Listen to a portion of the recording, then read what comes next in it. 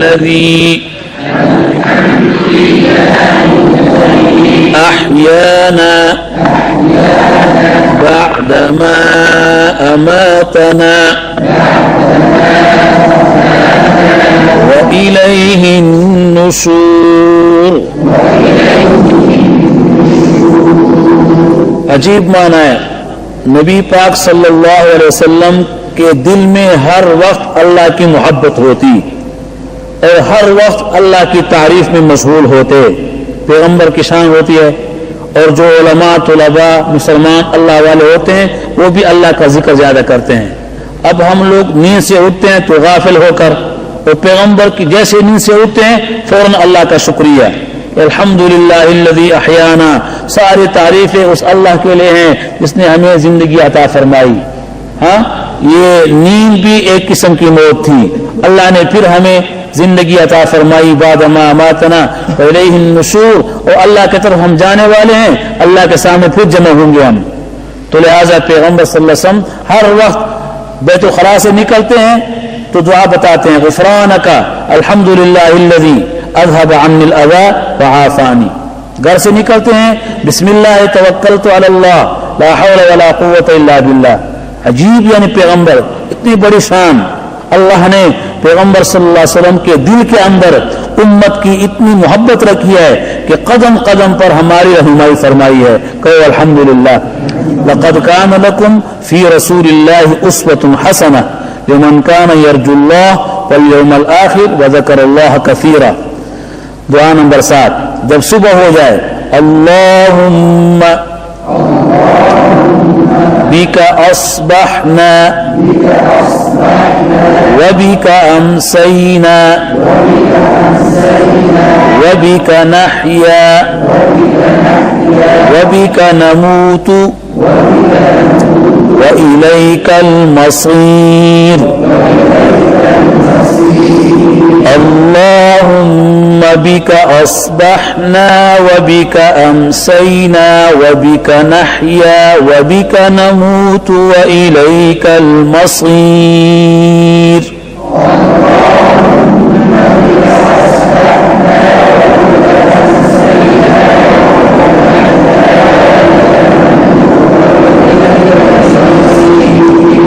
اللہ اکبر. کتنے عظیم الشان اس کے اندر خلوص ہے. ان دعاؤں کے اندر کتنا اثر ہے. ہر چیز اللہ کی طرف نسبت کرنا. اے اللہ، تیری مدد سے، تیری قدرت سے، فضل سے ہمارے اوپر صبح آ گئی ہے. تیرے قدرت سے، حکم سے شام آتی ہے. تیرے حکم سے ہم زندہ ہیں، تیرے حکم سے ہم مریں گے، تیری طرف رجوع کریں گے. ہر طرف اللہ اللہ. جی اللہ پاک ہمیں اپنے پیغمبر کی کامل اتباع نصیب کر دے. جب شام ہو جائے تو یہ دعا پڑھا کرتے تھے آپ صلی اللہ علیہ وسلم. اللہم بک امسینا وبک اصبحنا وبک نحیا وبک نموت وإلیک النشور. ایک ایک لفظ سکھائیں چھوٹے بچوں کو، نئے طلباء کو، بڑوں کو، چھوٹوں کو. جب پک جائے تو یوں پڑھیں، ایک سانس میں پڑھیں، 2 سانس میں پڑھیں. اللہم بک امسینا وبک اصبحنا وبک نحیا وبک نموت وإلیک النشور.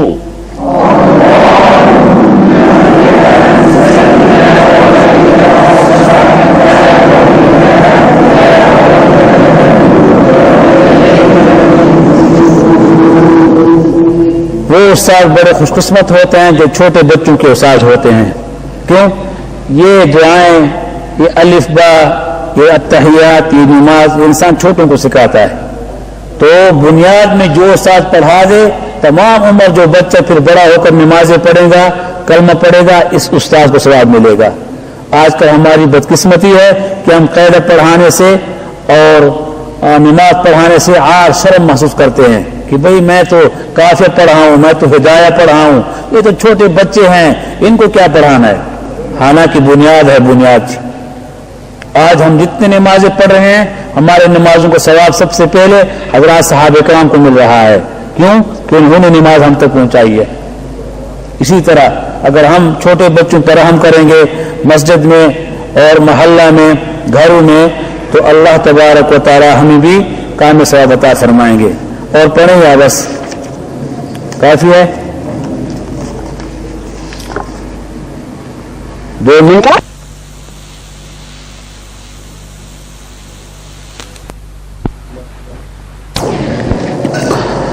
الحمد لله وحده والصلاة والسلام على من لا نبي بعده.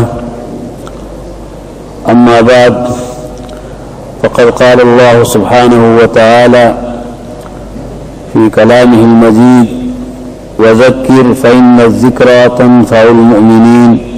صدق الله العظيم. اللہ جل شانہ نے رحمت للعالمین قائد المرسلین خاتم النبیین حضرت محمد مصطفیٰ صلی اللہ علیہ وسلم کو حکم دیا ہے کہ آپ نصیحت فرما دیجئے، کیونکہ نصیحت کرنا آپ کا مومنین کو فائدہ پہنچائے گا. تو آپ صلی اللہ علیہ وسلم کی اتباع کرتے ہوئے ہم بھی اپنے نفس کو اور آپ حضرات کو اکابرین علماء دیوبند کے اقوال زرین کے ذریعہ وذکر فإن الذکرى تنفع المؤمنین پر عمل کرتے ہوئے 2-3 باتیں نصیحت کے سنا دیتے ہیں. صفحہ نمبر 34 ہے.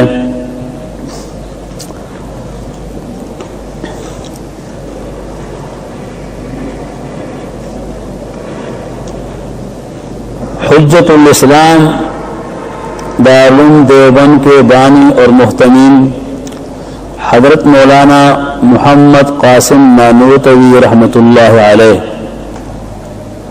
کے اقوال میں سے صفحہ نمبر 34 پر ذکر ہے. حضرت نانوتوی رحمہ اللہ تعالی فرماتے تھے کہ پڑھنے کے زمانے میں نے کبھی تازہ باسی روٹی یا دانہ دن کا مٹھائی کھٹائی اپنی زبان سے نہیں مانگی. اگر کسی نے دے دیا تو لے لیا اور کھا لیا ورنہ خیر. اس کا مطلب یہ ہے کہ جب میں طالب علم تھا تو میں نے محلہ میں یا کسی مسجد میں کسی سے یہ درخواست نہیں کی کہ میں بھوکا ہوں، وظیفہ بھیج دو، روٹی دے دو، یا کوئی مٹھائی یا کوئی اچھی کھٹی چیز یا میٹھی چیز. میں نے کسی سے سوال نہیں کیا بغیر اللہ کے. کسی نے کچھ امداد کیا تو قبول کیا، نہیں کیا تو بس صبر. بعض دفعہ بھوک بہت لگتی، مانگنے کی تکلیف کو بھوک کی تکلیف پر گوارا کر کے صبر کرتا. یعنی جب ہم پڑھتے تھے حضرت فرماتے ہیں تو ہمارے زمانے میں علم طلب کرنا ایسے مشکل تھا کہ مدارس میں روٹی وغیرہ کا انتظام نہیں ہوا کرتا. طلباء کرام مسجدوں میں ٹھہرتے، استادوں کے پاس آ کر سبق پڑھتے. ٹھیک ہے جی.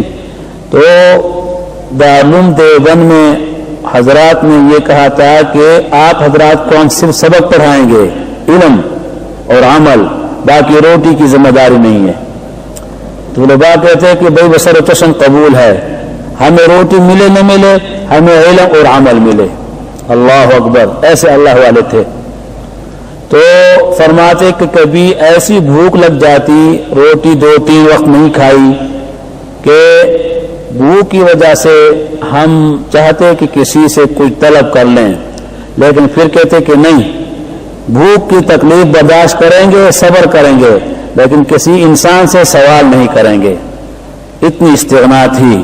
اللہ پاک ہم سب کو نصیب فرما دے. جب مہینے 2 مہینے میں 2-4 روز کے واسطے گھر نانوتوا جاتے اور پھر دیوبند کی واپسی کا وقت قریب آتا تو آپ بھوک کی تکلیف یاد کر کے رو پڑتے. اللہ اکبر. فرماتے ہیں کہ بھوک کی ایسی حالت ہوتی کہ جب 2-3 مہینے کے بعد ہم گھر جاتے، ان کا گھر نانوتا تھا، نانوتا بستی ہندوستان میں، تو جب واپس جمعہ کو آتے تو جب یاد کرتے کہ دیوبند جا رہے ہیں وہاں تو پھر روٹی نہیں ہوگی، تو پھر اس بھوک کو یاد کر کے رو پڑتے کہ اللہ بہت تکلیف ہوتی ہے، لیکن اس تکلیف کو ہم والدین کے سامنے ذکر نہ کرتے۔ بوڑھی والدہ تھی، ہم نے والدہ کو نہیں کہا، والدہ پوچھتی کہ بچے قاسم کیوں رو رہے ہو، مدرسہ جاؤ سبق پڑھو، سبق تو میں خوشی سے جا رہا تھا لیکن میں روتا تھا۔ اب والدہ کہتی کہ آپ کو کیا تکلیف ہے، دیوبند کے مدرسے میں طلباء کو مارتے ہیں، استاد مارتے ہیں، کچھ اور تکلیف ہے؟ نہیں جی کوئی تکلیف نہیں ہے، کچھ تکلیف بتاؤ کیوں روتے ہو؟ تو فرماتے ہیں مولانا قاسم صاحب میں اس وجہ سے نہیں بتاتا کہ میں بھوک کی وجہ سے رو رہا ہوں، وہاں بھوک ہوتی ہے زیادہ، روٹی کا انتظام نہیں ہے، میں اس لیے نہیں کہتا کہ اگر میں یہ بات والدہ کو کہوں تو میرے مدرسے والوں کی شکایت ہوگی جی، میرے استادوں کی اور مدرسے کی بیعت بھی ہو جائے گی اور پھر اللہ مجھے علم نہیں دے گا۔ اللہ اکبر، سن گیا جی؟ اب آگے دیکھو، آپ کی والدہ ہر چند پیار کر کے پوچھتی کہ تجھ کو دیوبند میں کچھ تکلیف ہے، کیوں روتے ہو؟ مولانا فرماتے ہیں کہ میں نے اپنے دل میں خیال کیا اگر میں نے والدہ سے اس تکلیف کا ذکر کیا، کون سی تکلیف کا؟ کہ وہاں تو روٹی پوری نہیں ملتی اور بھوک زیادہ ہوتی ہے، اگر اس تکلیف کا ذکر کیا تو دیوبند والوں کی ناشکری ہوگی اور ان کو رنج گزرے گا۔ دیوبند میں جو استاد ہیں یا دیوبند کے جو لوگ ہیں اگر ان کو پتہ چلا تو یہ ان کی ناشکری ہوگی، میں تو وہاں سبق پڑھ رہا ہوں، استادوں کا شکریہ ضروری ہے، مدرسے والوں کا ادب ضروری ہے، تو مجھ سے بیعت بھی نہ ہو جائے، اس وجہ سے میں والدہ کو نہیں بتاتا۔ اپنے نفس پر تکلیف کا ہونا مذائقہ نہیں، اپنے نفس پر تکلیف کو برداشت کرتا، والدہ کو اصل حال سے مطلع نہیں کیا اور برابر اسی طرح گزاری۔ والدہ کو میں نے یہ تکلیف نہیں بتائی کہ مدرسے میں تکلیف ہے۔ کیا نصیحت مل گئی؟ طلباء کرام کے لیے اس میں کیا درس نصیحت ہے کہ طالب علم جب کرو تو علم اور عمل سیکھنے میں تکلیف آئے گی، اس کو برداشت کرو، اس کو برداشت کرو، اور بہت کھانا پینا مزے عیش آرام پرستی کی جستجو نہ کرو، ایک نصیحت۔ دوسری نصیحت یہ ملی کہ اللہ تعالیٰ جس کو ترقی عطا فرماتے ہیں، جو طالب علم طالبہ مدرسہ کا ادب کرے گی، ادب کرے گا، مدرسے کی شکایت نہیں کریں گے گھر میں، جو مدرسے کے کھانے پینے کا عیب نہیں نکالیں گے، جو مدرسے کی تکلیف کا کسی کے سامنے ذکر نہیں کریں گے، تو جس کے اندر ادب ہوگا ادب والے کو۔ تو حضرت مولانا محمد قاسم نانوتوی رحمۃ اللہ علیہ کی بات چل رہی تھی، اس کو ہم ختم کر دیتے ہیں۔ تو فرمایا کہ میں اس تکلیف کو والدہ کے سامنے بیان نہ کرتا، اس لیے کہ دو باتوں کا خیال کرتا، ایک تو اپنے مدرسہ کی شکایت نہ ہو جائے اور استادوں کو تکلیف نہ پہنچے۔ تو میں نے عرض کیا کہ اس سے ایک تو یہ نصیحت ہمیں معلوم ہو گئی کہ جو علم عمل سیکھے گا اس کے لیے سفر کرے گا، اور سفر میں تکلیف آئے گی اس پر صبر کرے گا تو کامیاب ہوگا۔ ابھی جو طالب علم آیا وہ کہتا ہے کہ ہاں تو تکلیف ہے، سردی ہے، اور گھر چلا گیا، تو جو گھر گیا وہ گر گیا، وہ ناکام ہو گیا۔ جس طالب علم نے کہا کہ یہاں کی تکلیف برداشت کروں گا، اور آج کل تو کوئی تکلیف بھی نہیں ہے، آج کل تو پنکھے لگے ہوئے ہیں، ہم نے طلباء کرام کے لیے گرم پانی کا انتظام کیا ہوا ہے، اور سخت گرمی میں سرد پانی کا انتظام کیا ہوا ہے، آج کل تو کوئی تکلیف نہیں ہے، تو تکلیف پر صبر کرنا۔ دوسری بات یہ ہے کہ جو طالب علم طالبہ چاہتے ہیں کہ اللہ تعالیٰ مجھ سے کام لے لے، تو وہ اپنے استادوں کی اور اپنے مدرسے کی غیبت نہیں کرے گا۔ غیبت حرام ہے، غیبت حرام ہے، بدترین گناہ ہے۔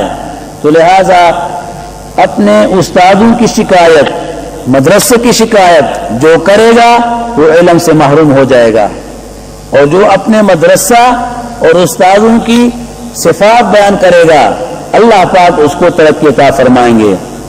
تیسری بات یہ نکل آئی کہ اللہ تبارک و تعالی جل شانہ نے ہمارے اکابر کو جو توفیق عطا فرمائی ان حضرات کی تکلیفوں سے قرآن و سنت تک ہم تک پہنچا ہے، تو لہذا ہمارا فرض ہے کہ اپنے استادوں کی امانت کو ضائع نہ کریں، صحابہ کرام کی امانت کو ضائع نہ کریں، اللہ کے حبیب کی امانت کو ضائع نہ کریں۔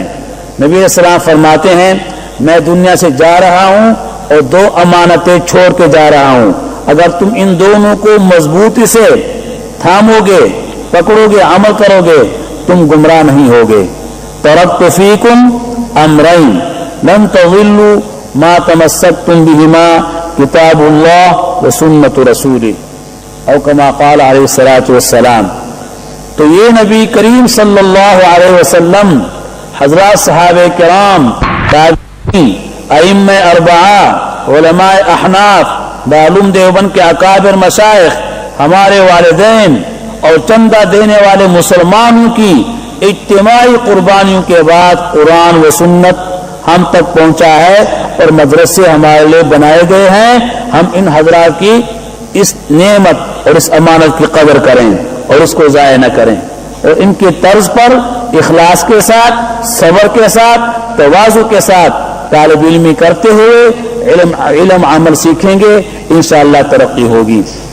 اس کے بعد میں نے عرض کیا کہ درسگاہ دیوبند کی 3-4 اہم خصوصیات جو مفکر اسلام مولانا ابو الحسن علی ندوی صاحب نے بیان کیا کہ اس دارالعلوم دیوبند کی درسگاہ کی سب سے بڑی خصوصیت یہ ہے کہ اس نے اختلافی مسائل کے بجائے توحید و سنت پر اپنی توجہ مرکوز کی، اور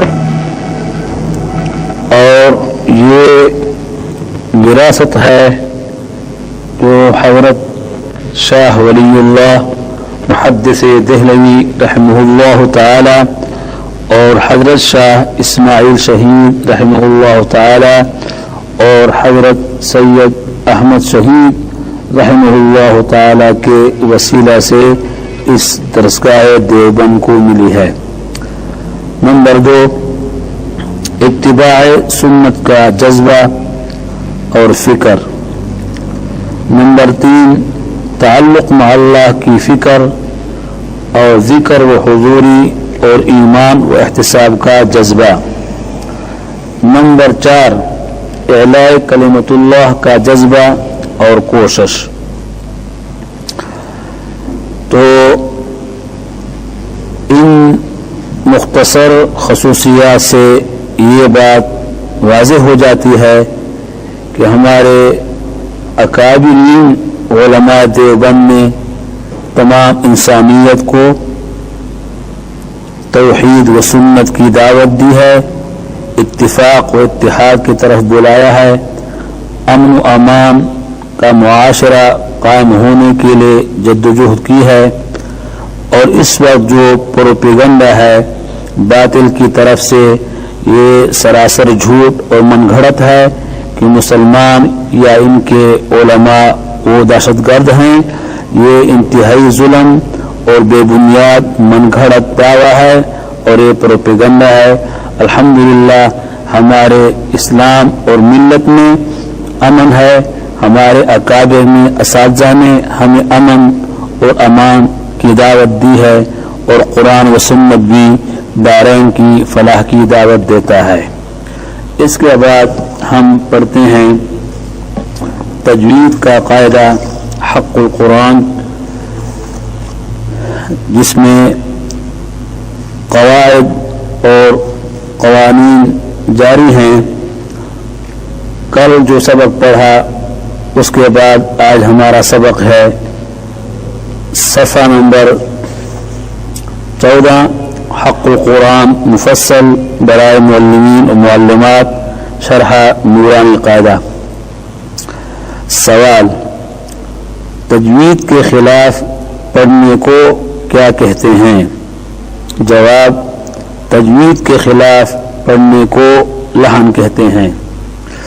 یہ بات آپ ذہن نشین رکھیں کہ لحن کے معنی بہت سے ہیں۔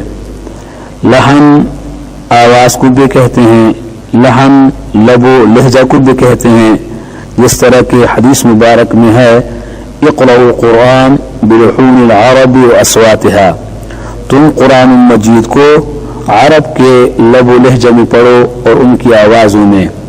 لیکن جب لحن کا لفظ تجوید کے مقابلہ میں آ جائے تو تجوید کا معنی خوبصورت پڑھنا اور لحن کا معنی غلط پڑھنا، تو اس وقت لحن کا معنی ہوگا غلطی کرنا۔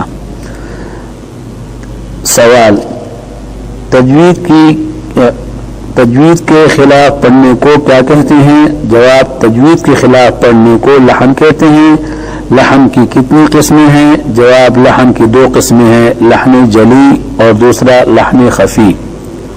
سوال: لحن جلی کا معنی کیا ہے؟ جواب: لحن جلی کا معنی واضح اور بھاری غلطی، جس طرح کہ حضرت حکیم الامت مولانا اشرف علی تھانوی رحمہ اللہ تعالی نے بھی لکھا ہے کہ اگر بعض اوقات لحن جلی ایک حرف کو دوسرے حرف کی جگہ پڑھنا، کسی حرف کو گھٹانا، کسی کو بڑھانا، اس سے بعض اوقات نماز بھی ٹوٹ جاتی ہے، فاسد ہو جاتی ہے، تو اس طرح کی غلطی کو کہتے ہیں لحن جلی، یعنی واضح اور بھاری غلطی جو مخارج میں ہو یا صفات میں ہو۔ سوال: لحن جلی کی کتنی قسمیں ہیں؟ جواب: لحن جلی کی 10 قسمیں ہیں۔ الحمدللہ حق القرآن اور احکام الترتیل میں ہم نے جس انداز سے یہ 10 قسمیں لحن جلی کی لکھی ہیں یہ آسان بھی ہیں اور اس سے طالب علم آسانی سے سمجھ بھی سکتا ہے۔ لحن جلی کی 10 قسمیں یہ ہیں: ایک حرف کو دوسرے حرف سے بدلنا، یعنی مخارج میں غلطی کرنا، جیسے الحمد کی جگہ الحمد پڑھنا۔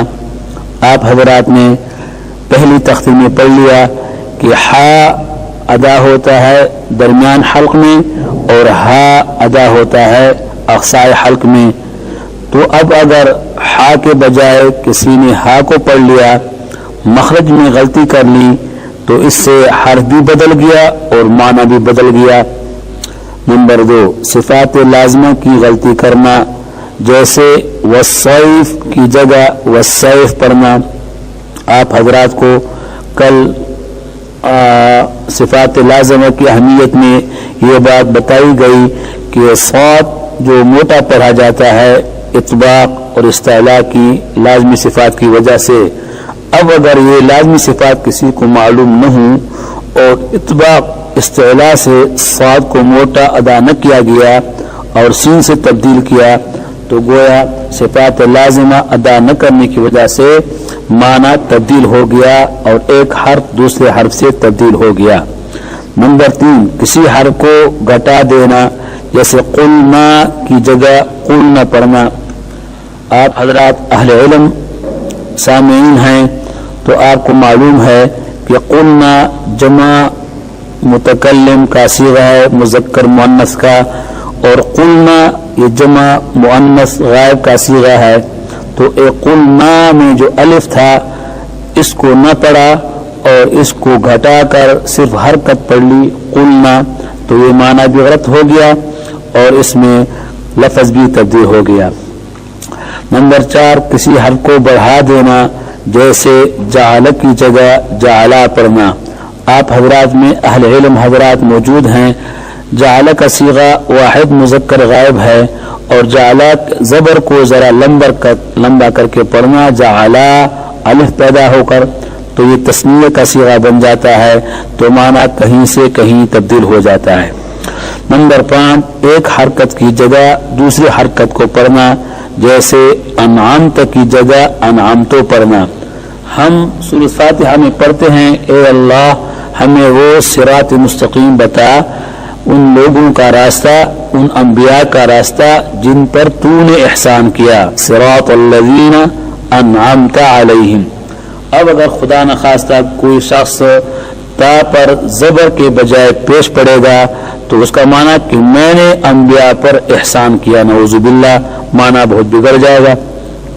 نمبر 6، ساکن حرف کو متحرک پڑھنا، یہ بھی لحن جلی ہے، جیسے خلقنا کی جگہ خلقنا پڑھنا۔ خلقنا میں نا اور خلقنا میں نا، اس میں بڑا فرق ہے۔ ایک کے اندر نا خود فاعل ہے اور دوسرے کے اندر فاعل وہ چھپا ہوا ہے، مستتر ہے، تو خلقنا کی جگہ خلقنا پڑھنا، اس سے معنی تبدیل ہو جائے گا۔ نمبر 7، متحرک کو ساکن پڑھنا، جیسے من یوم الجمعۃ کی جگہ من یوم الجمعۃ پڑھنا۔ اب اللہ رب العالمین نے ایک حرف کو پیش کے ساتھ نازل کیا ہے اور اس میں کوئی تبدیلی کر کے ساکن پڑھے تو یہ تو بھاری غلطی ہے، لحن جلی ہے۔ نمبر 8، مشدد حرف کو ساکن پڑھنا، جیسے مستقر کی جگہ مستقر پڑھنا۔ آپ حضرات اہل علم جانتے ہیں کہ ہم کتابوں میں پڑھتے ہیں کہ مشدد حرف قائم مقام 2 حرفوں کے ہوتا ہے۔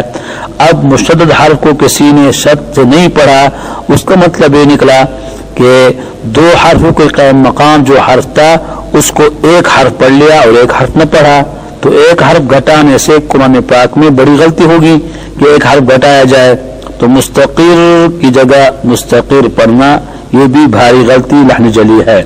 نمبر 9، مشدد کو مخفف پڑھنا، جیسے قدر کی جگہ قدر پڑھنا۔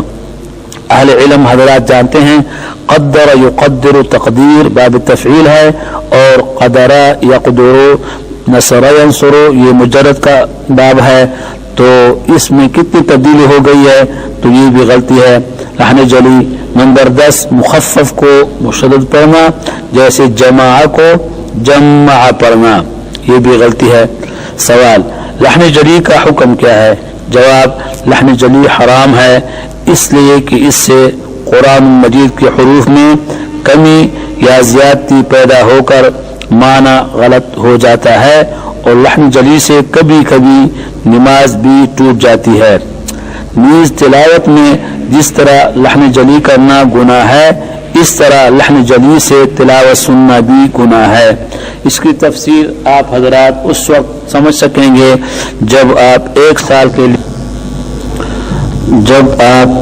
احکام الترتیل، جمال القرآن، فوائد مکیہ اور جزری تجوید کے نصاب کی کتابیں پڑھیں گے تو وہاں اس کی تفصیل آپ کو بتائی جائے گی۔ سوال، لحن خفی کا معنی کیا ہے؟ جواب، لحن خفی کا معنی ہلکی اور باریک غلطی، یعنی صفات عارضہ میں غلطی کرنا، مثلا پر حرف کو باریک پڑھنا، یا غنہ نہ کرنا، یا مد فرعی نہ کرنا، وغیرہ وغیرہ۔ تو لحن خفی سے مراد یہ ہے کہ کبھی کبھی غنہ قرآن پاک کے حروف میں آتا ہے، کبھی مد فرعی ہوتا ہے اور کبھی ادغام اقلاب ہوتا ہے، تو اس کے ادا کرنے سے تلاوت میں حسن پیدا ہوتا ہے، اور اگر صفات عارضہ ادا نہ کیے جائیں تو تلاوت میں حسن نہیں ہوتا، کراہت پیدا ہوتی ہے۔ اس لیے ایسی غلطی کرنا کہ صفات عارضہ میں ہو تو اس کو لحن خفی کہا جائے گا۔ سوال، لحن خفی کا حکم کیا ہے؟ جواب، لحن خفی مکروہ ہے، مگر علماء کرام و قراء اور حفاظ کے لیے اس سے بھی بچنا ضروری ہے، کیونکہ یہ حضرات خدام قرآن ہیں۔ نیز اہل علم حضرات کا لحن خفی کرنا اللہ تعالیٰ کی ناراضگی کا سبب ہو سکتا ہے۔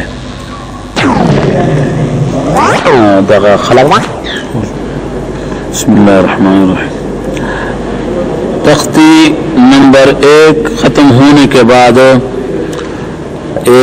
تختی نمبر 2 مرکبات کی تختی ہے، اس میں 2-3 ضروری باتیں آپ یاد رکھیں، باقی حق القرآن مفصل صفحہ 49 پر تختی نمبر 2 کے حقوق اور ہدایات تفصیل سے معلمین معلمات کے لیے لکھے گئے ہیں۔ پہلی بات یہ ہے کہ اس دوسری تختی میں مرکبات میں 2 حرف 3 حرف اکٹھے لکھے گئے ہیں. لکھنے میں چونکہ اکٹھے ہیں تو ان کو کہا جاتا ہے مرکبات, اور پڑھنے میں یہ ہم پہلی تختی کے موافق علیحدہ علیحدہ پڑھیں گے. مثلا 3 حرف لکھے ہیں با لام با, تو ان کو ہم بلابا نہیں کہیں گے, ان کو کیا کہیں گے؟ پہلی تختی کے مطابق با لام با. اسی طرح اس دوسری تختی میں معلمین اور معلمات یہ کوشش کریں کہ یہ حروف لکھنے میں مرکب ہیں لیکن پڑھنے میں پہلی تختی کے موافق ان کو پڑھایا جائے, تو اس میں پہلی تختی بھی پک جائے گی اور بچوں کے ذہن میں حروف کا نقشہ بھی آ جائے گا. ایک بات یہ. دوسری بات